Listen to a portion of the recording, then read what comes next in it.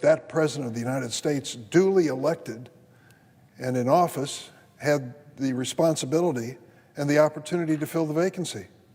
And so he offered as his nominee Merrick Garland from the D.C. Circuit Court. What happened to Merrick Garland's nomination?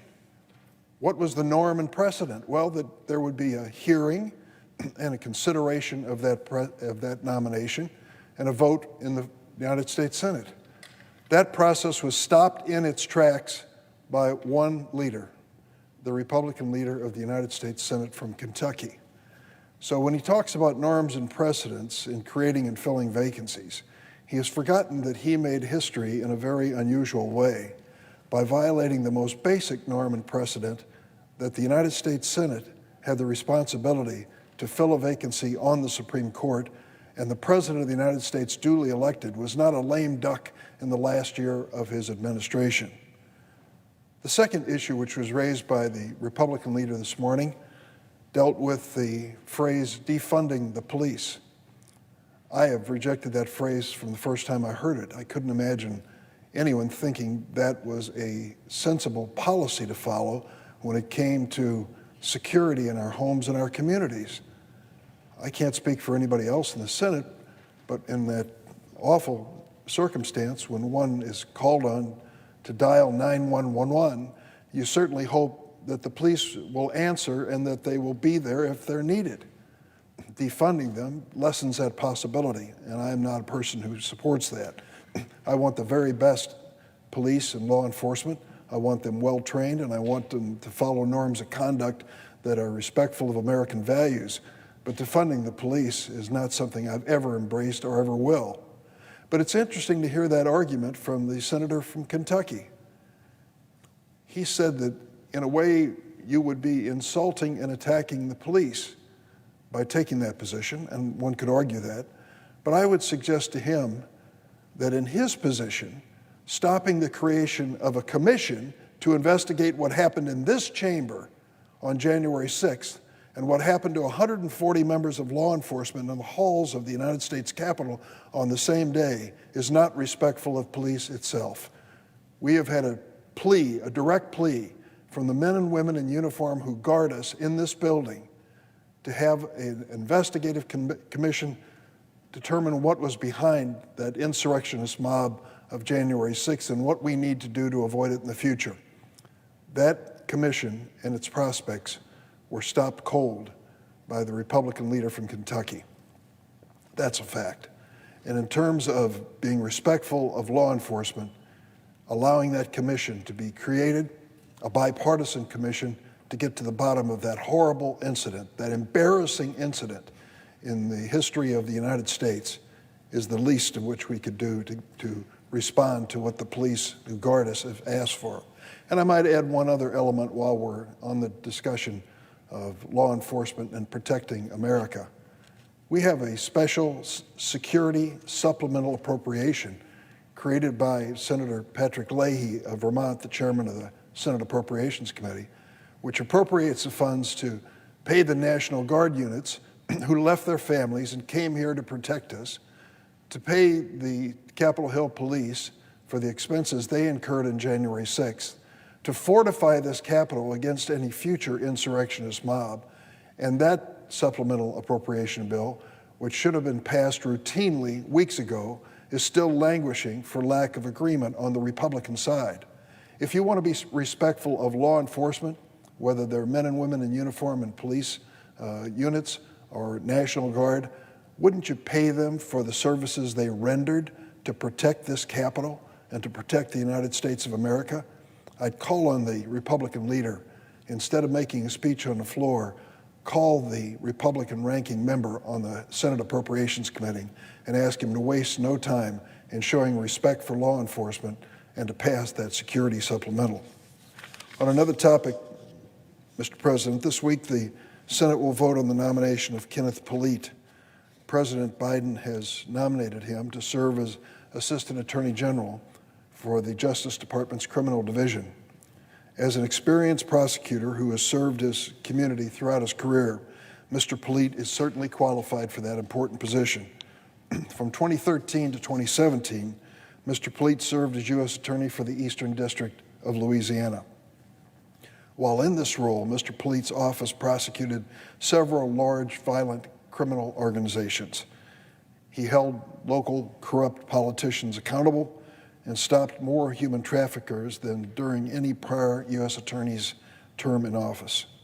Prior to serving the people of Louisiana, Mr. Polite served as the Assistant U.S. Attorney in the Southern District of New York, a very busy and important office. There he took on organized crime, fought corruption, healthcare fraud, and identity theft.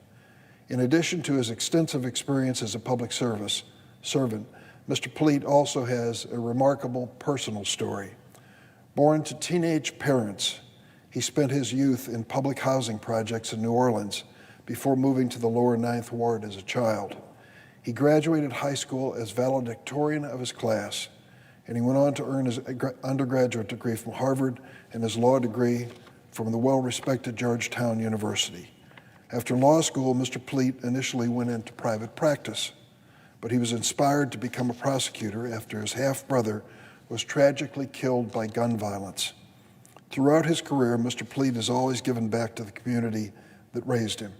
He served on the boards of numerous community organizations and schools in New Orleans. And Mr. Polite's track record as an even-handed public servant has earned him support from across the aisle. In 2011, he was appointed by a Republican governor of Louisiana, Bobby Jindal, to serve on the Louisiana Civil Service Commission.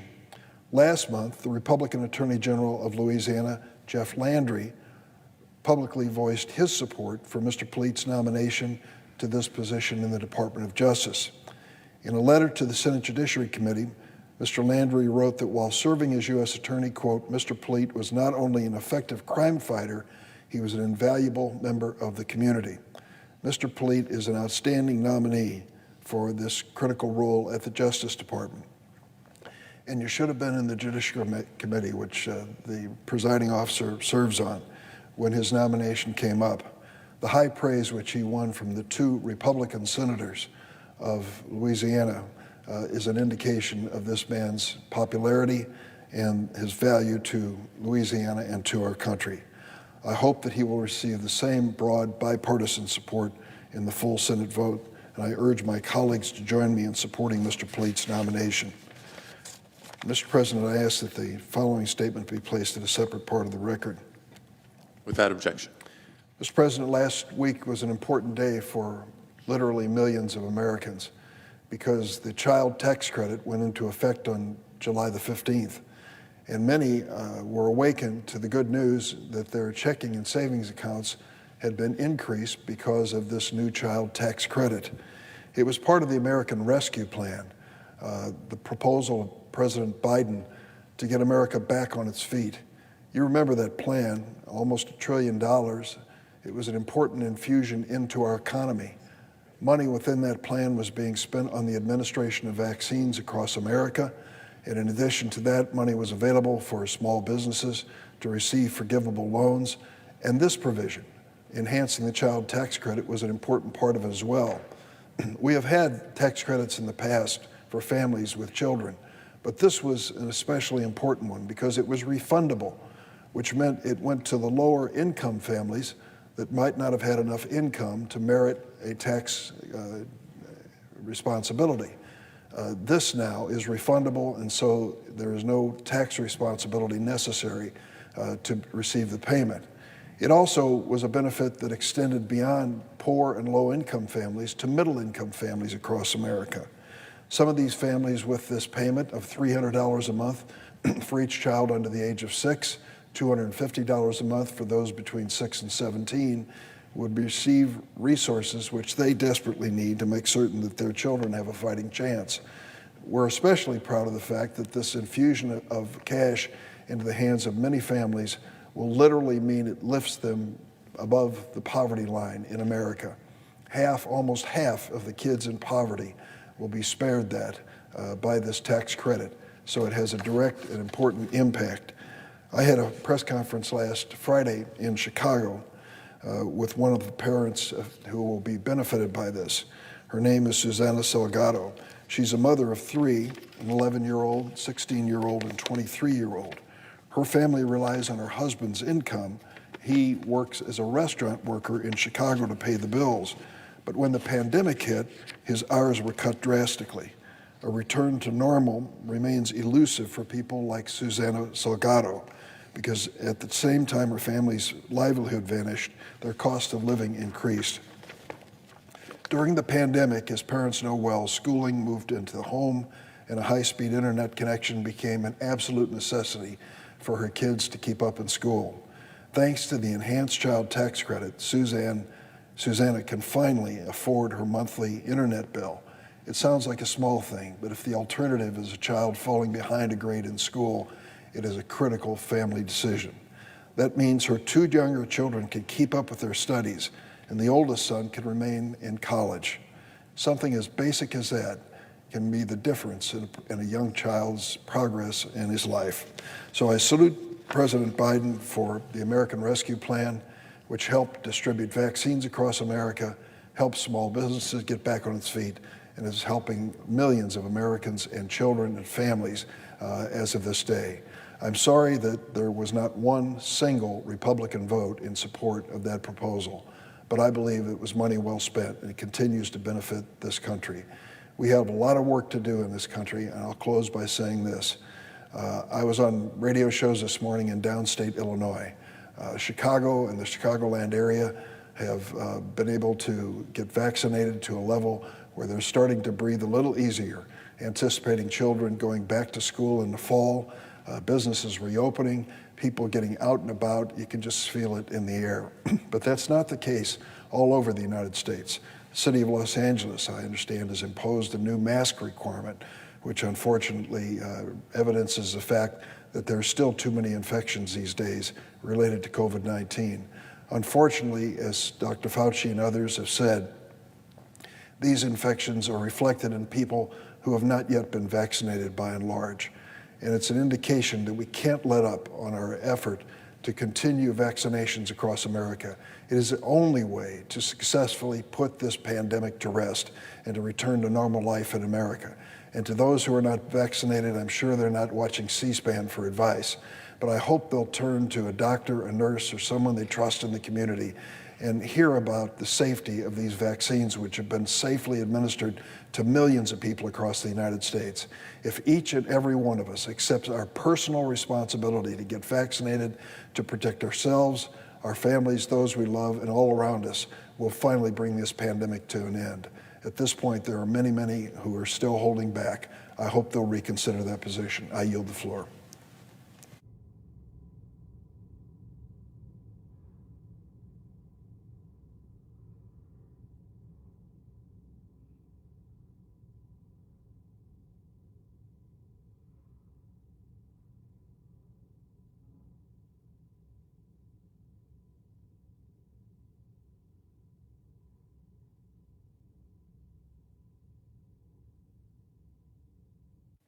Mr. President. Republican Whip. Mr. President, I